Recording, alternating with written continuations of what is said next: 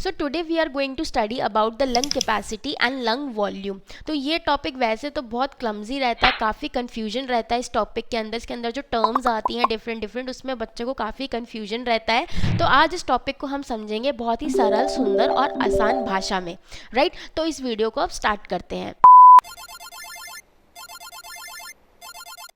तो बच्चों, आज का जो हम टॉपिक पढ़ रहे हैं वो आपको पता ही है कि वो है lung volume and lung capacity. अब इनके बारे में समझते हैं पहले कि लंग वॉल्यूम क्या होता है और लंग कैपेसिटी क्या होता है, और बेसिकली इन दोनों टर्म्स के बीच में क्या डिफरेंस रहता है।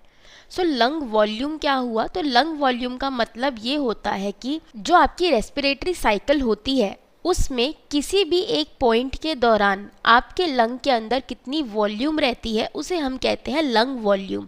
अब जो रेस्पिरेटरी साइकिल है आपको उसके अंदर पता है बहुत सारे फेजेस होते हैं। तो अगर हम किसी पर्टिकुलर फेज को लें, कंसिडर करें, तो उस टाइम पे लंग के अंदर वो गैस का वॉल्यूम कितना है वो है हमारा लंग वॉल्यूम, और इसको हम रेस्पिरेटरी वॉल्यूम भी कहते हैं। अब आता है next term, that is the lung capacity. तो लंग कैपेसिटी को हम रेस्पिरेटरी कैपेसिटी भी बोलते हैं। And what is lung capacity? So it is the combination of 2 और मोर लंग वॉल्यूम।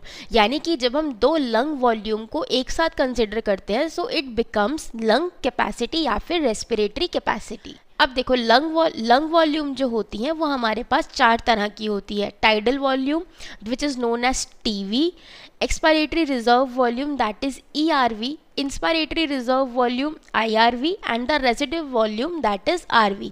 तो आपने जब फिजियोलॉजी पढ़ी होगी तो आपने इन टर्म्स के बारे में कहीं ना कहीं सुना होगा। तो आज इन टर्म्स को हम डिटेल में पढ़ते हैं कि ये टर्म्स होती क्या है। Next is the lung capacity. तो लंग कैपेसिटी हमारे पास 4 होती हैं। कौन कौन सी? Total lung capacity that is TLC, functional residual capacity that is FRC, inspiratory capacity IC and the vital capacity that is VC। तो ये चारों भी बहुत इंपॉर्टेंट टर्म्स है regarding the lung capacity and lung volume. मतलब पूरी आपकी lung physiology में आपको ये टर्म्स जो हैं ये बहुत क्लियर होनी चाहिए। कोई कंफ्यूजन आपको इन टर्म्स के बीच में बिटवीन कैपेसिटी एंड वॉल्यूम नहीं होना चाहिए।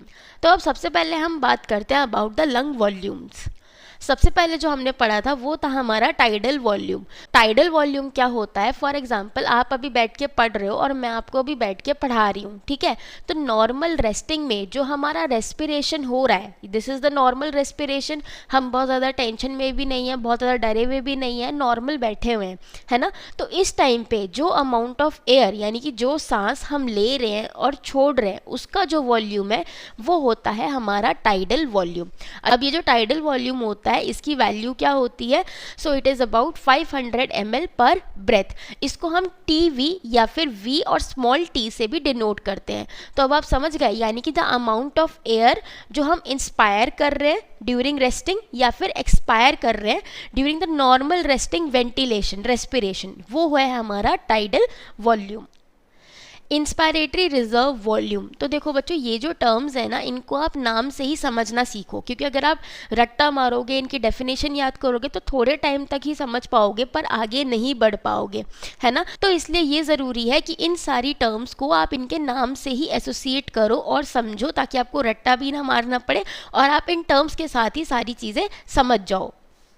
अब देखो, इंस्पायरेटरी रिजर्व वॉल्यूम। तो अभी हमने टाइडल वॉल्यूम में क्या पढ़ा था कि जो सांस हम छोड़ते हैं और लेते हैं रेस्टिंग में उसे हम कहते हैं टाइडल वॉल्यूम। देखो, तो इसमें क्या हुआ, सबसे पहले हमने एक नॉर्मल टाइडल ब्रीदिंग करी, ठीक है।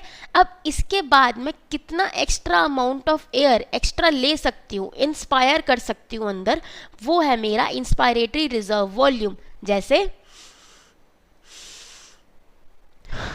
तो ये हुआ इंस्पायरेटरी रिजर्व वॉल्यूम कि मैंने नॉर्मल तो सांस ले ली थी, जैसे मैं आपसे बात कर रही हूँ तो हम सबकी ब्रीदिंग हो ही रही है, बट उसके अलावा भी एक्स्ट्रा मैं और कितनी सांस अंदर ले सकती हूँ, कितना इंस्पायर कर सकती हूँ, वो है मेरा inspiratory reserve volume. So it is the volume of air that can be inspired when needed. जैसे कब नीड होती है आपको? जैसे आप चल रहे हो, है ना, तो आप नॉर्मल ब्रीदिंग करते हो। जब आप भागते हो तो आप बहुत ज़ोर ज़ोर से सांसें लेने लग जाते हो, तो वहाँ पे आपका आता है इंस्पायरेटरी रिजर्व वॉल्यूम। आप सांस लेते भी बहुत ज़ोर से हो, एक्स्ट्रा लेते हो, और छोड़ते भी बहुत ज़्यादा हो, तो वहाँ पे इस रिजर्व वॉल्यूम का रोल आता है। इसको हम IRV से डिपेक्ट करते हैं, जैसे कि मैंने आपको बताया ही था, और इसका वॉल्यूम रहता है 2000 to 3200 ml पर breath. Next is the expiratory reserve volume. तो देखो अगर आपको इंस्पायरेटरी रिजर्व वॉल्यूम अच्छे से समझ आ गया होगा ना, तो आप एक्सपायरेटरी रिजर्व वॉल्यूम अपने आप ही समझ जाओगे, मुझे आपको बताने की ज़रूरत ही नहीं पड़ेगी। तो एक्सपायरेटरी रिजर्व वॉल्यूम तो नाम से ही क्या समझ आ रहा है, आपने टाइडल ब्रीदिंग करी, ठीक है, आपका टाइडल वॉल्यूम हुआ, आपने टाइडल ब्रीदिंग करी, उसके अलावा आप कितना सांस बाहर एक्स्ट्रा छोड़ सकते हो, that is the expiratory reserve volume, right? So it is the quantity of air that can potentially be exhaled beyond the end of tidal exhalation. मैं नॉर्मली कुछ अमाउंट ऑफ सांस बाहर छोड़ती हूँ जब मैं रेस्टिंग में होती हूँ, ऐसे। बट आपने एक टर्म सुना होगा हाफना, कि कोई भाग रहा है या फिर बहुत सारी सीढ़ियाँ चढ़ के आया तो बंदा हाफने लग जाता है, तो वो जो एक्स्ट्रा सांस बाहर छोड़ रहा है वो क्या है, expiratory reserve volume.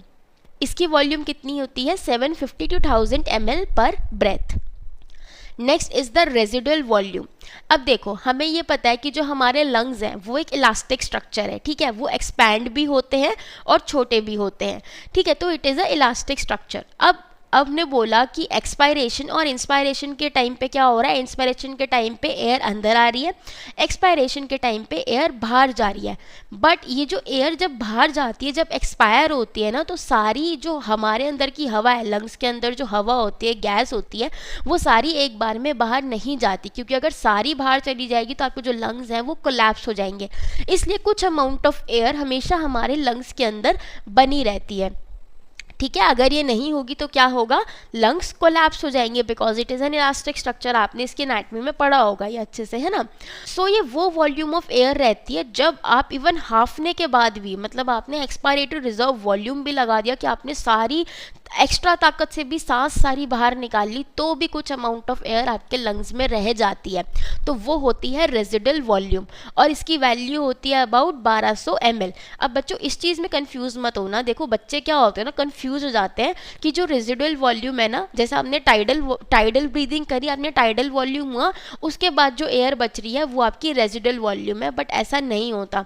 Tidal volume करी, उसके बाद आपने एक्सपायरेटरी रिजर्व वॉल्यूम भी कर दिया, नॉर्मल सांस लिया और आपने हाफते हुए भी सांस ले लिया, दोनों चीज़ें हो गई, उसके बाद भी जो आपकी वॉल्यूम बच जाती है गैस के अंदर वो होती है आपकी रेजिडुअल वॉल्यूम।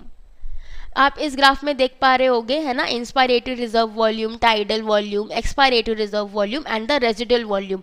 तो देखो रेजिडुअल वॉल्यूम देखो सबसे नीचे है, वहाँ तक हमारा सांस आता जाता ही नहीं है, वो एक एक्स्ट्रा स्टॉक फिक्स है कि इसको तो कोई छू ही नहीं सकता, मरते दम तक इतना रिजर्व वॉल्यूम हमारे लंग्स के अंदर रहेगा ही रहेगा, वरना लंग्स क्या होंगे, कोलैप्स हो जाएंगे। Next we are going to talk about the lung capacity. तो अब तक हमने बात करी थी लंग वॉल्यूम्स की, अब हम बात करेंगे लंग कैपेसिटी की। तो अगर लंग कैपेसिटी आपको याद हो, मैंने शुरू में आपको क्या बताया था कि जब दो से ज़्यादा वॉल्यूम आपस में मिल जाती हैं तो उन्हें हम कहते हैं लंग कैपेसिटी। तो अब एक एक करके हमने जितने भी लंग कैपेसिटी के टर्म्स देखे थे स्टार्टिंग में, उनको हम डिटेल में समझते हैं। सबसे पहला आता है आपका इंस्पायरेटरी कैपेसिटी। अब देखो पहले तो ये क्लियर हो जाओ, कैपेसिटी है मतलब दो वॉल्यूम साथ में आएंगी। अब देखो नाम से ही समझ आ रहा है इंस्पायरेटरी कैपेसिटी, यानी कि आप कितना इंस्पायर कर सकते हो, है ना। तो यानी कि एक थी आपकी टाइडल वॉल्यूम और एक थी आपकी इंस्पायरेटरी रिजर्व वॉल्यूम, है ना, दो चीज़ें थी। टाइडल वॉल्यूम में क्या था, आप नॉर्मल रेस्ट पे जो सांस अंदर ले रहे हो और बाहर छोड़ रहे हो। इंस्पायरेटरी रिजर्व वॉल्यूम क्या था कि एक्स्ट्रा और कितनी सांस आप अंदर ले सकते हो। तो एक तो आपने नॉर्मल में सांस ली और एक आपने भागते हुए और सांस एक्स्ट्रा ली, तो जब इन दोनों को मिला देते हैं तो वो बन जाता है हमारा इंस्पायरेटरी रिजर्व कैपेसिटी। याद रखना, it is a capacity which is formed by the summation of inspiratory reserve volume and the tidal volume. और इसकी अगर हम बात करें तो इसकी वैल्यू रहती है 2500 to 3700 ml। Next is the functional residual capacity. अब फंक्शनल रेजिडुअल कैपेसिटी क्या हुआ, the amount of air which is there in your lungs after the tidal exhalation. ठीक है, तो इसका फॉर्मूला क्या हुआ कि आपकी residual volume plus expiratory reserve volume, इन दोनों को जब हम सबमेट करते हैं, इन दोनों टर्म्स को जब हम सबमेट करते हैं तो वो बन जाता है आपका functional residual capacity. Then is the vital capacity. तो सारी वॉल्यूम्स जो है ना आपकी tidal volume, expiratory and inspiratory reserve volume except the residual volume, इन सब चीज़ों को आप मिला लो तो वो बन जाता है आपकी वाइटल कैपेसिटी, यानी कि कितना वॉल्यूम ऑफ एयर आप लंग के अंदर ले सकते हो और कितना वॉल्यूम ऑफ एयर आप लंग से बाहर छोड़ सकते हो। ठीक है, तो वो है आपका वाइटल कैपेसिटी। इसलिए यहाँ पे देखो रेजिडुअल वॉल्यूम नहीं कैलकुलेट किया गया है, क्योंकि रेजिडुअल वॉल्यूम आप लंग से बाहर नहीं निकाल सकते, ना उसमें एक्स्ट्रा डाल सकते हो, उतना आपको भगवान ने डाल के ही भेजा है। ठीक है, तो ये सारी चीज़ें हैं वाइटल कैपेसिटी के अंदर। Next is the total lung capacity. अब इसने क्या कर दिया भाई, आपकी लंग की कितनी भी कैपेसिटी है, चाहे वो आप ज़बरदस्ती करो, नॉर्मल में करो, या जो भगवान ने आपको दियो, वो सारी मिलके बनाती है क्या, लंग कैपेसिटी। तो lung capacity is equal to summation of all the lung volumes, IRV, ERV, TV and RV।